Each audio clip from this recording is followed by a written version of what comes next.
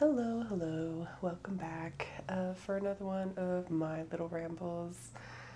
Uh, so first things off, I currently have an ear infection, and so I haven't been recording in a few days. And yeah, just kind of I hear my own voice like reverberating inside my own skull as I record this, and so it just hasn't been my priority, I guess. I've had worse ear infections. To give a little bit more context here, I've been having a lot of sinus issues for the last few years, which has had a really terrible effect on my life in a sense because I have actually not been able to smell or taste for most of the last 2 years, which sounds horrifying, I know. And it kind of is. It's funny because when I first started experiencing this and I was trying to look into it online, a lot of people shared their experience. But in their cases, for most cases anyway, they were referring to their time when they had COVID. And a lot of people did experience loss of smell and taste during COVID or when they had it. And yeah, people were just like, when is it coming back? It's been a week. It's so terrible. Like, I don't know what to do. I can't live like this, sort of thing. And yeah, apparently you can live like this because it's been, like I said, a little bit over 2 years now. And I've had a few brief periods where I could taste again or like somewhat. But yeah, and I realize when I say taste, I can still recognize like salty, sweet, that sort of thing. It's more like the nuances of taste, like just like the subtleties of it that are just completely out of my scope right now. So, yeah, and then the ear infections have been kind of like a side effect of that since all of that stuff is connected. So, you probably didn't need to hear all that, but just thought I would give you some context for my uh, different sort of attitude today, or just yeah, kind of like my run down sort of look. I feel very tired after one of these bouts of ear infections. So painful. I don't even wish this on like my worst enemy. But yeah, I think something that's been kind of hard on top of already having the ear infection is that it has slowed me down.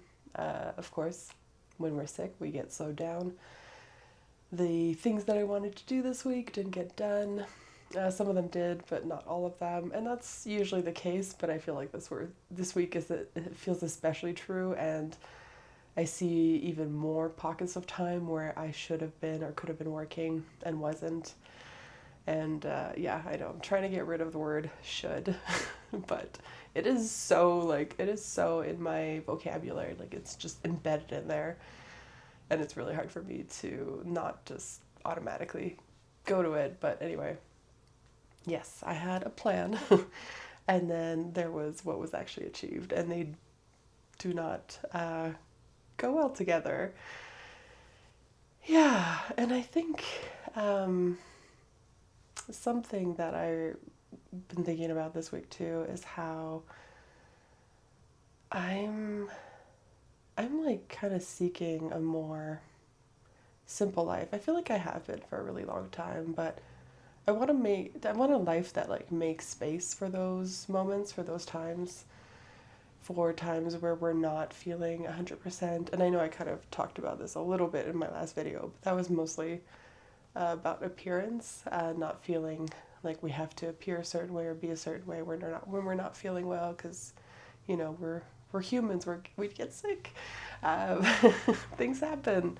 We get hurt, right? And then we're not at our full capacity, and somehow, yeah, we can feel like we're falling behind when that happens, and that really sucks. And I think it's like, you know, given the world that we live in and how fast paced everything is, it's just kind of, yeah, it's hard not to feel crappy about those times. Like, just, it's hard to just accept that you just need to rest. And, sometimes you can't. Like, you can't, like, if you've ever had food poisoning or COVID was another one of those where there's just like, there's some things that completely take you out. But there's other things like a headache or a cough or an ear infection where you might be able to sort of function, but you're just like not at 100%. And yeah, one thing that I just absolutely love is spoon theory or spoon something, which is language that a lot of people who have like disabilities or just like things in life, like chronic pain, um, any sort of thing that really affects, in my opinion, this is like meant. I think anybody can use spoon theory, but I think originally it came for people who just needed language for, this thing impacts my life and I don't always wake up with the same amount of energy. Like my energy is not predictable. I can't, for sure say that tomorrow I'm going to be able to get this list done because I might not have that amount of energy in me.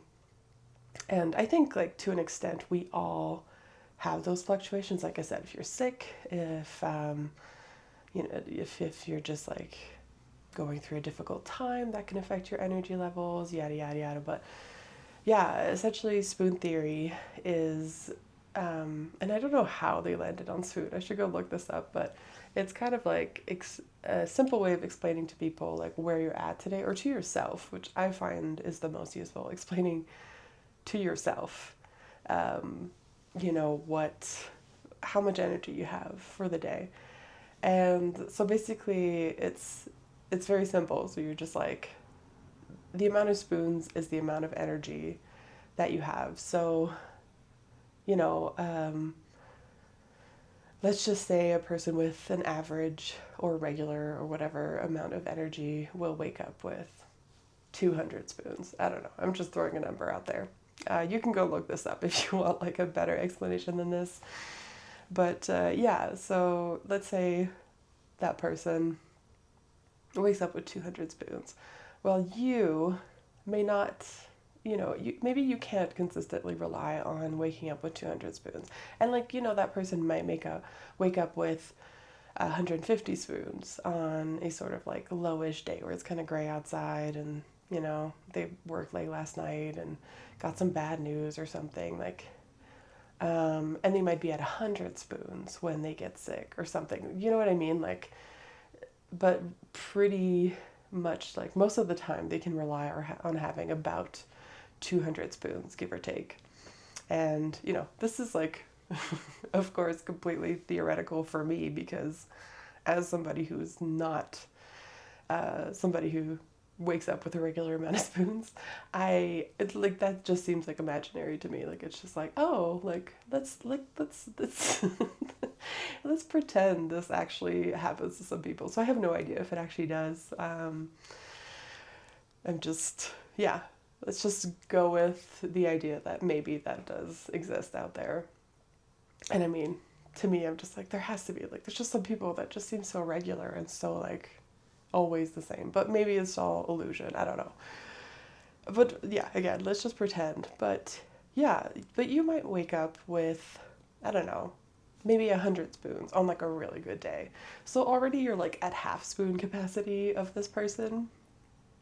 And then there's other things, right? Like, there's other factors. So if you are neurodivergent or, if you just have something in your life that takes a lot of energy out of you from the get-go, right? You might just generally start off with a lower amount of spoons.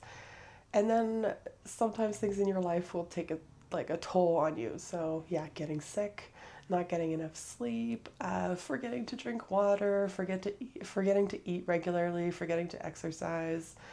I could go on, but these things, and especially if you, like, over time, can just slowly sort of reduce the amount of spoons that you wake up with. Until this point where it's like almost critical, and there's people who like, and I think they're just like super low spoons, that like can't get out of bed, right? Like cannot make it to the shower, cannot like go out, like cannot do these things that they have to do. And again, I think we all sort of experience these super low spoon days, and that's what we have sick days for, right? Or why people with jobs have sick days for.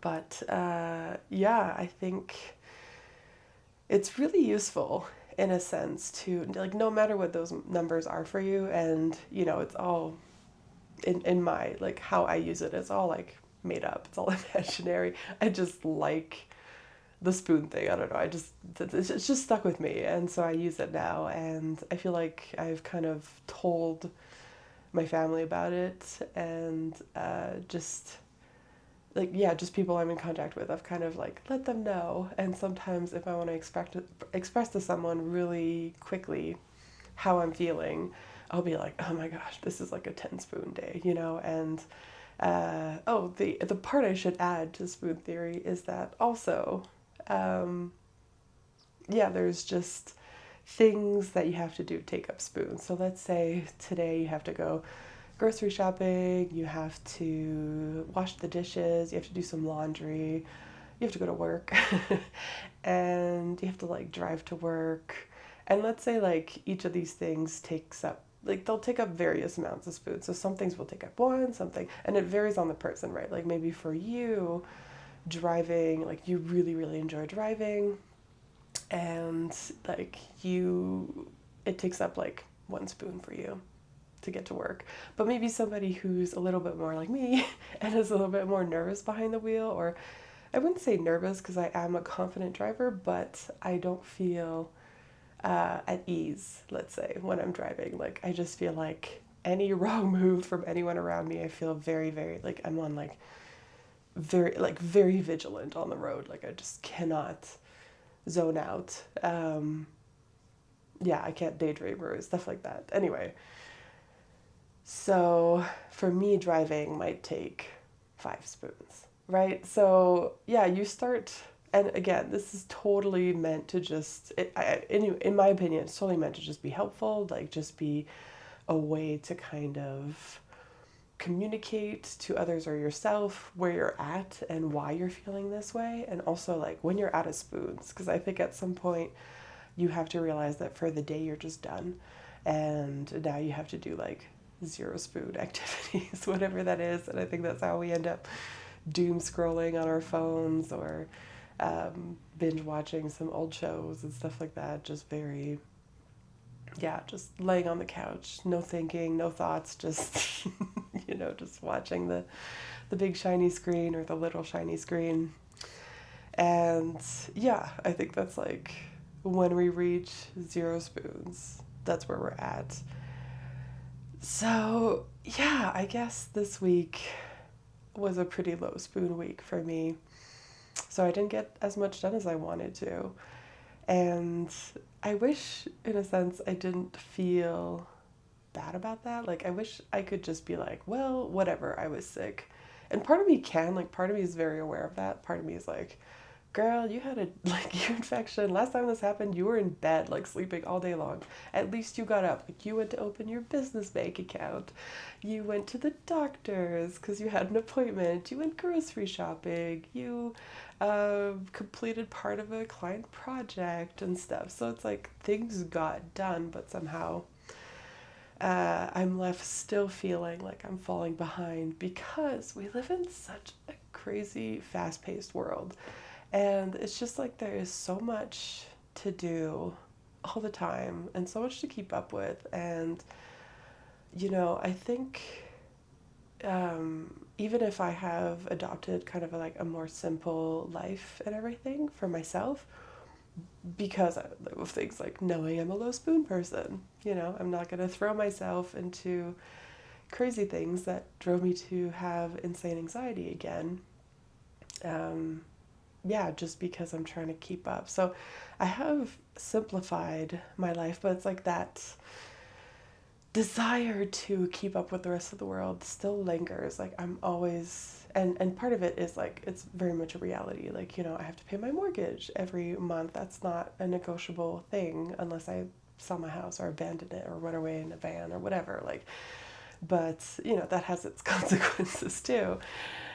But yeah, I still feel like I'm trying to keep up with the pace of the world, and it's exhausting. Like I know that this is something that is universally felt in people, because life is exhausting. Like there's just so much, and just just taking things like going to work and traffic, and like the worst anxiety that I had in my life was in my mid 20s when I lived on the Vancouver Lower Mainland in British Columbia, Canada.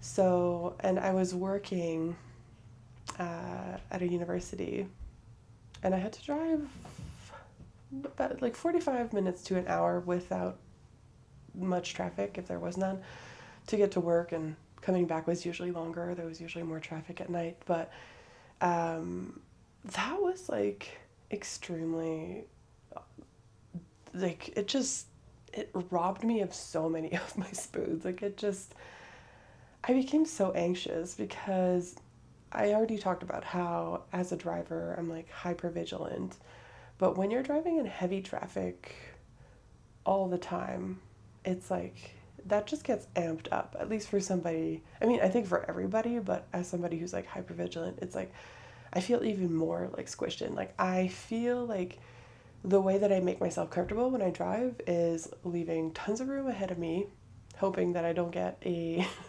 little cuddle bug behind me tailgating me, and then trying to like position myself so I don't have a car on either side of me.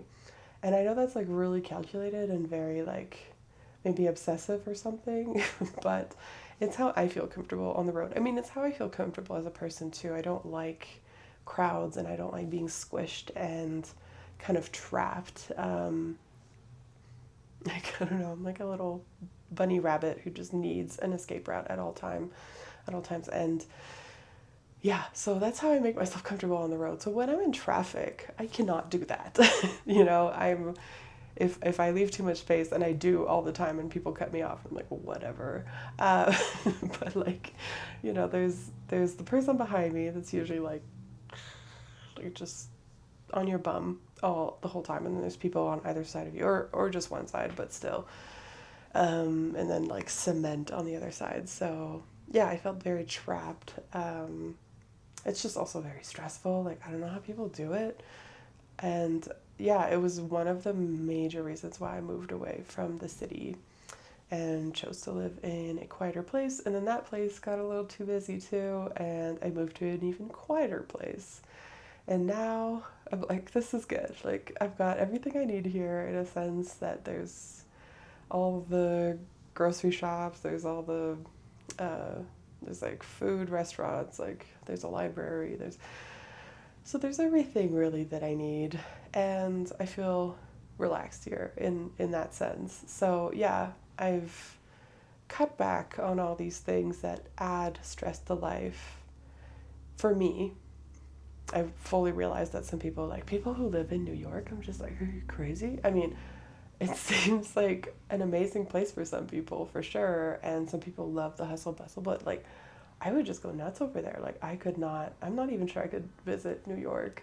I've been invited to, and I just like maybe for a couple days for the experience of it, but or to go see like a musical on Broadway or something. But honestly, I don't think I could live there, and it's like baffling to me that that is something. Like I've met people who are like straight up like obsessed with New York, and they're like, that's my dream. I want to live there. And like my dream is to live on a farm with like a bunch of animals and many acres of land between me and my neighbor, and just like having all this peace and solitude and space. Like that's like I mean, again, here I go again with the space around the car, the space around my body, the space around my house. Like I'm very much that kind of person, because I know that those stimulants affect me very much. And I like something kind of coming back to this simple life thing is something that I've noticed as I have gradually pulled away from the insanity that was occurring to me through these things, so through just the hustle bustle, the traffic, the just like the people, you know, you get on public transit, you're like squished between two people, you're like trying to figure out where to put your backpack. It's like there's no room. I was a big headphones girl, still am, but that's like how I survived that environment, and I just find like the quietest spot that I could. But you know, all those things, they affected me. And that, like I said, that was the time that I had the most anxiety. And now that I'm in a much quieter sort of place, where I feel safe as well. Like it's the kind of place where I've seen kids leave their bikes on the side of the road, and like you walk by 3 days later and the bike is still there because like people just leave it, and like the kid will find it again eventually, I guess. But and I'm sure like eventually that will change because things just never stay the same, and towns grow and all that wonderful stuff, I suppose. But yeah, I think like for now it really works for me, and it has drastically brought my anxiety down to the point where like I don't really notice it. So yeah, like I don't know, I guess I'm kind of spinning off the original topic a little bit, but I think they're related because I think that, you know, times where you're not feeling well, times where you're low spoons and stuff, and especially if you've experienced times of your life where that goes on for a little while, whether it's depression, heartbreak, or just like a death in the family. Like, you know, there's so many things that can just like crush us, and just we're just flat on our backs for a little bit. And I think in those times we see the sort of intensity of our lives, like just how much we are expected to do and how much we have to do. And I talked about this in another video, but that's kind of how I started getting off the crazy track. For me, again, I know everybody's different, but like for me, that was crazy track. And it started with an injury, right? I talked about how I sprained my ankle, and all of a sudden I just couldn't do things as fast as before, and everything hurt. Every step hurt, right? Like just how what a perfect metaphor for what I was going through. And that was the time where I was, you know, had that job and had the long commute. Um, yeah, and crazy anxiety, like panic attacks and stuff like that. Like not fun. And it lingered with me for a while after. Like your nervous system, that's the thing, when you step out of those environments and you start making those adjustments, don't expect things to just magically change overnight. Like you will, I feel like there is a like honeymoon period almost where you're like, oh my gosh, like it's kind of like being on vacation. Like when my dad comes here, he's like, it's so quiet, it's so quiet. Like he says that so much because he's used to living in the city. But yeah, even if there is that period, I think it doesn't like it's nice. Like it's nice. It's like your body gets a little vacation, but eventually, um, like your body's nervous system is still at the level it was at before, and it slowly needs to see or to be taught or whatever to rearrange itself to match your new environment. So yeah, if you start making these changes in your life to simplify things, if you have experienced anxiety or you are like highly stressed or experiencing low spoon or a lot of fatigue, like I used to say almost every day, like several times a day, like I'm so tired. I still say it, but way less now. And yeah, if you are that person and you are making those changes to, yeah, to just have a different life, because it is possible, right? Like you don't have to live in the city. And I know that can sound really scary, like uprooting your life and going somewhere else. And, but like if someone like me can do it, someone with a lot of anxiety, lots of overthinking, you know, I don't like change. I love change in a sense, like in a core self, but like my ego self does not like change. Like my fearful little human body animal self. Uh, it's like, no, thank you. This is comfortable. I know this. And then when there's change, whether it's good or bad, and change, yeah, can be either. But in the end, I think everything is kind of good, even if it feels terrible, because everything eventually just teaches us something and allows us to experience different things and different emotions, because I don't think that the point of life is necessarily to be happy all the time. I think there's a range of experiences and emotions, and that make the whole experience of being human that much more fulfilling in the end. And I realize now I've gone into philosophy, uh, philosophy self. But yeah, just to get back to the topic, and I guess the wrap up of today is that if you're recognizing those things in yourself, if you are noticing a severe drop in your mood or in your ability to function in your current life, maybe you need to start paying attention to those things that are robbing you of your spoons. And it's something that I've never even done it formally, but you could keep a journal of it. I've always just kind of done it in my head and estimated, and I throw a number, and but I feel like it's really useful, and to me it's been as useful as, like, I remember when I learned in CBT, cognitive behavioral therapy, that we should label our feelings. I found that using spoons to label sort of like our energy level also helps set a different sort of expectation and a different sort of recognition too, because yeah, like knowing how you feel is super useful, and being able to name that, and naming how much, or being able to estimate in a sense how much energy you have for a day, can help you manage your expectations of what you'll be able to do, and maybe combat a little bit that voice that tells you you should do this or you should do that, or you're not allowed to cancel plans, or you're not allowed to eat takeout today because you just can't cook and can't, yeah, you're out of spoons. You're done. Don't try to, because then you're stealing spoons from the next day, right? And then you'll be even worse off that day. And yeah, I guess that's a closing thing too. Something I think, I forget if it's part of the theory or not, but I think some things also give us spoons. So maybe paying attention to that as well. Like hobbies, I think, can give people spoons.